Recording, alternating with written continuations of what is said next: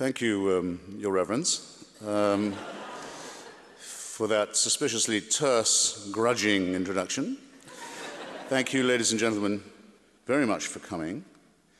Thank you for laying on an evening of weather to remind me of my English boyhood. In other ways, to make me feel at home, as I always do when I visit Sydney, which is the only place I've so far visited where if you stay in the neighborhood I am staying, you go for your daytime, or it might be a nighttime constitutional walk, and you wonder exactly how to get back. And you stop someone and say, "Excuse me," you find yourself saying, "Am I headed for the rocks?" Question I've asked myself many a time and on many a midnight stroll, but only in Sydney do they say, "Yeah, no worries." Good place for dangerous ideas, a chit-chat, in other words. A risk-taking kind of a spot. Rocks? No worries.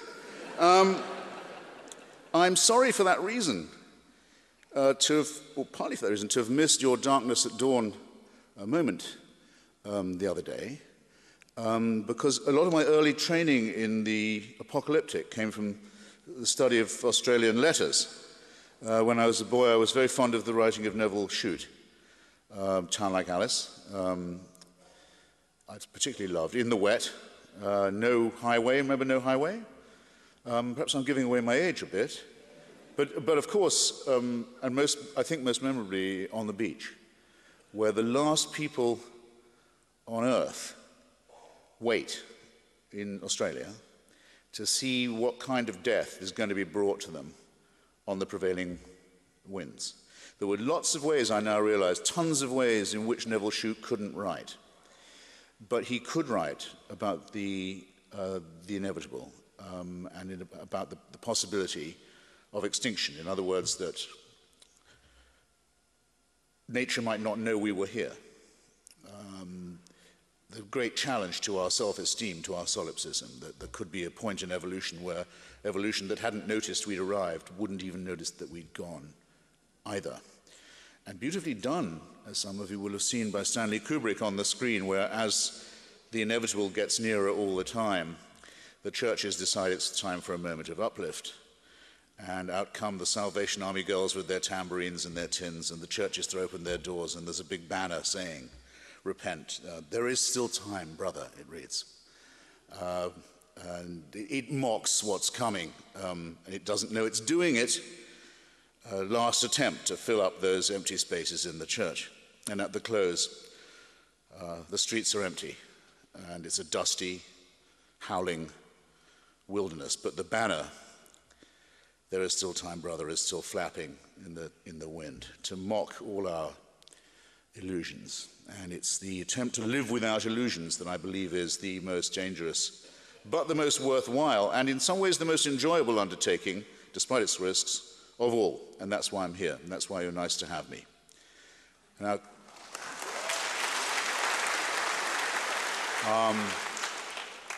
cosmology is a real bastard in a lot of ways. It's made it ever harder, has been making it ever harder for us to think too highly of ourselves. Ever since Galileo deposed us from our very conceited position, the one we'd chosen for ourselves, of course, and had pointed out to us by the comforting church at the center of what was thought of as creation. Now it's almost a commonplace because of the knife edge of climatology on which we understand ourselves to live, and when we see the rest of just our tiny little suburb of a solar system, an unimportant speck in an unimportant suburb of a little-known galaxy, just in our neighborhood, every other planet is either too hot to live in or too cold. And lots of our planet is one of those or the other, and the rest is on a knife edge, as we've increasingly come to understand. And so the probability of our being here forever is nil, and the possibility that we'll last as long as our planet isn't that great. But suppose we do. Here's something to cheer you up. You thought I came just to make you laugh or just to make you cry? Not a bit of it. Before I'm done, well, we'll see. I was at a festival in Hay-on-Wye. I don't know if you've ever been there, a wonderful town on the English-Welsh border, where there's now beautiful annual literary festival a couple of years ago. And one of the speakers was Sir Martin Rees. Sir Martin is the professor of cosmology and astrophysics at Cambridge University.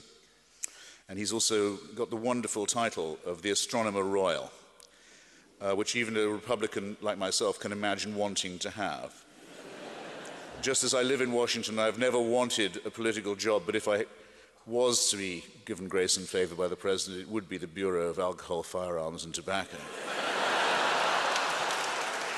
Anyway, I can't be the Astronomer Royal, but I can quote what Sir Martin said in an extraordinary speech called Dark Materials, which was the Joseph Rotblat Memorial Lecture. And there was a paragraph in it that completely arrested me, and I'm going to, as they say, share it with you.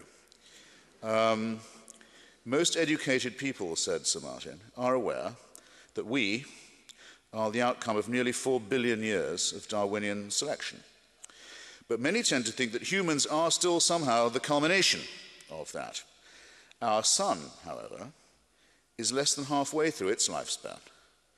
It will not be humans who watch that sun's demise 6 billion years from now. Any creatures that then do exist will be as different from us as we are from bacteria or amoeba. I find that an arresting thought, in some ways a depressing one, in some ways an inspiring one. It certainly makes me feel that one mustn't consider evolution as producing us as its last word. That would be a sort of insult to any scientific process. We happen to know that even in the measurable distance of the last few thousand years, that progress is going forward in our brain formation. I think our job is to remain, without illusions, integral, intact, keep our planet that way as best we can, and pass it on so that this experiment gets more interesting. And if you'll allow me to say so, what I just quoted to you from Sir Martin, unless I much mistake my audience, is genuinely awe-inspiring. You think of watching... Good. Now, I mean, really awe-inspiring, not like seeing a burning bush would be awe-inspiring, for example. Really awe-inspiring. You think of creatures gradually watching the sun die, and they're not us. And they're as far from us as bacteria, our ancestors, are from us. If that isn't mind-expanding, if that isn't awe-inspiring, then you don't have the capacity for awe, and you won't be able to get it from a holy book either. In other words, it's not a matter of whether you laugh or cry, it's a matter of how you think and what you think. And the realization that comes with it is congruent with many things, I believe, but not with the idea that truth can come from desert revelations made to schizophrenics and epileptics.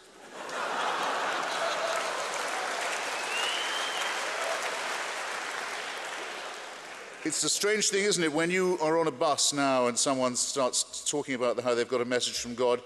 I don't know, maybe I'm different. Do you move nearer them? Or I thought so.